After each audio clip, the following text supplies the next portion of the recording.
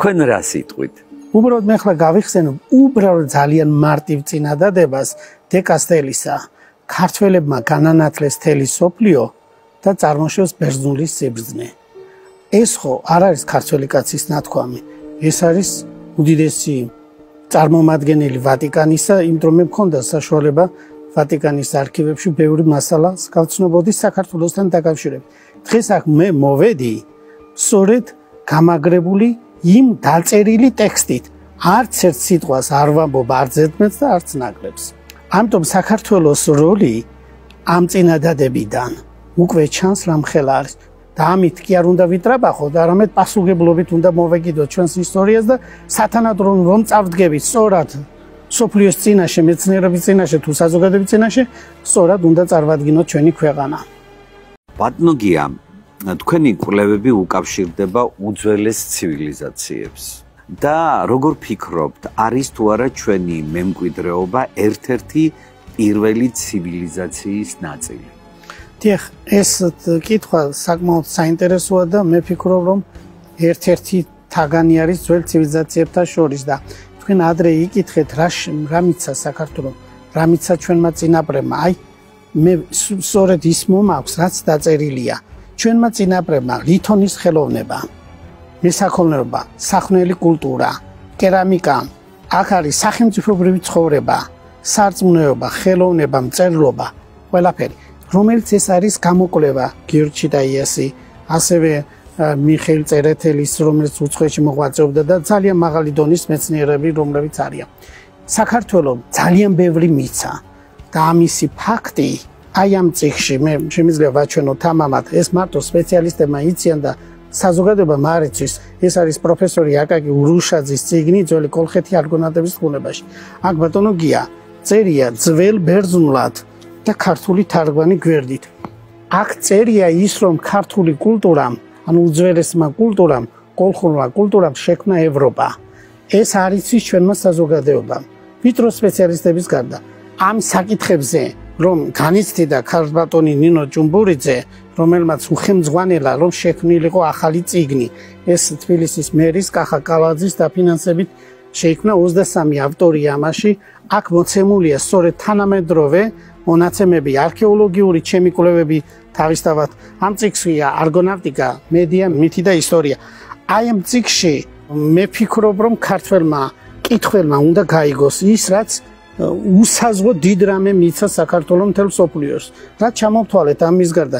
მედიცინა, ქალბატონი ნინო ჭუმბურიძე მედიცინის მეცნიერების დოქტორი გახლავდა, მას სწორედ მედიას საკითხები აინტერესებდა და ყველა ქართველ მეცნიერს, ვისაც გვაქვს ამაზე რამე დაწერილი მედიასთან დაკავშირებით, შეკრიბა და ამ წიგნში მოათავსა. ახლა მე დიდ მადლობას ვეუბნები თბილისის საკრებულოს, რომ შესაძლებლობა მოგვეცა ჩვენ რომ ეს წიგნი თბილისის საკრებულოში წარმოგედგინა. მადლობა ქართველ მეცნიერებს, რომლებმაც შექმნეს ეს.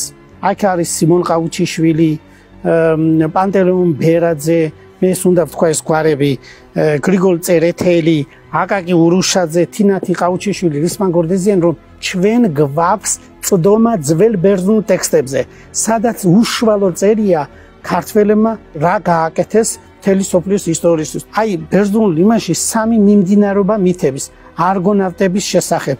უმთავრესია თებეს მითები და არის კიდევ მითი მესამე, რომელიც სამსახოვნად დაყოფილი, მაგრამ არგონავტების მითში უმთავრესია აიეტი, კირკე, მედია, პასიფაე, რომლებზეც დგას დღეს ევროპული ცივილიზაცია. ლუვრის მუზეუმში თქვენ როცა შეგზანდებით, გარეთ ფასადზე, სწორედ ეს ხალხია გამოხანდაგებული, მაგალითად პასიფაე და კირკე. და ქართველმა ეს არ იცის. ვიტრაბახოთ კი არა, უფრო დიდი პასუხებლობით უნდა მოვეკიდოთ ჩვენს ისტორიას. ბატონო კი ამ წინადადებას გავაგრძელებდი, ერთგარ მილო იყო ასეთი ევროპელი მოღვაწე და ასეთ წინადადება თქვა, ბევრმა ქართველმა შეიძლება ეს არ იცის. ვერ განთავისუფლდება სოფლიო, თუ არ განთავისუფლდა საქართველო. აი მაგალითად ლაიბნიცი იყო დიდი ფილოსოფოსი, მათემატიკოსი და ასე შემდეგ. მისი ხელნაწერებით ჩამოვიტანეთ თბილისში ორიგინალების ასლები, საოცარ რამებს წერს ქართულ ენაზე 1696 წელს აქვს გამოქვეყნებული. ადარეს რომ ქართულ ენაზე მე სპეციალურად ვისწავლე ეს ენა, სრულად არ იცის ენა, მაგრამ ვსწავლობ რომ ეს განსაკუთრებული ღვთის ენა არის.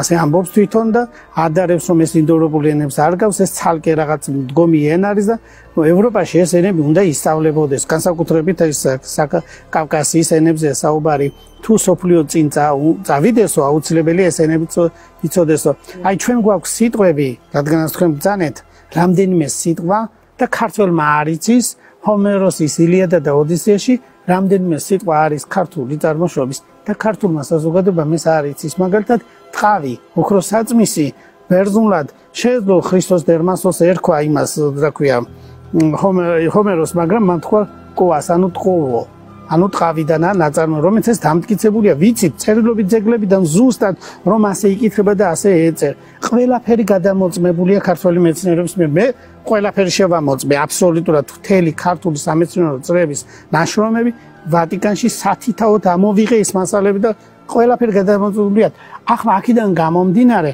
ჩვენ ძალიან დიდი მისია გვაქვს ედგარ მილომ როგორც თქვა უგონთ უნდა წარვადგინოთ სწორი ფორმით სწორად ვესაუბროთ ევროპელებს იმ დრო მათ ციგნებში წერია ეს მე შემიძლია ბევრი ავტორი დავასახელო 20-მდე ძველი ევროპელი მეცნიერების ნაშრომები სადაც ეს ყველაფერი კარგად წერია და ქართველებს ექნება ეს დრო რომ ეს სიტყვა კარგად თქვან ბატონგია სანამ ევროპელები ამას გაიგებენ ქართველებმა უნდა გაიგონ მოსავალი არის აი ის რასაც ქართველი მეცნიერები აკეთებდნენ ივან ჯავახიშვილი ბერძენიშვილი და ჯანაშია ეს ციგნი ინახებოდა თქვენ გადაცემაში ჰქონდათ ეს ისწავლებოდი რამდენჯერმე გამოიცა ეს 53-ში 46-ში 48-ში და კიდევ და შემდეგში აიგრძალა იმ ციგში არის რიგი მასალა შეტანილი და ვთხოვ ახლა ქართველ ისტორიკოსებს ძალიან თხოვნით მიმართავ რომ ეს ციგნი მთლიანად ვერ დაბრუნდება მაგრამ იფიქრონ იმაზე რომ რაც შეიძლება ზომიერეს ფარგლებში ახალი საქართველოს ისტორია დავწეროთ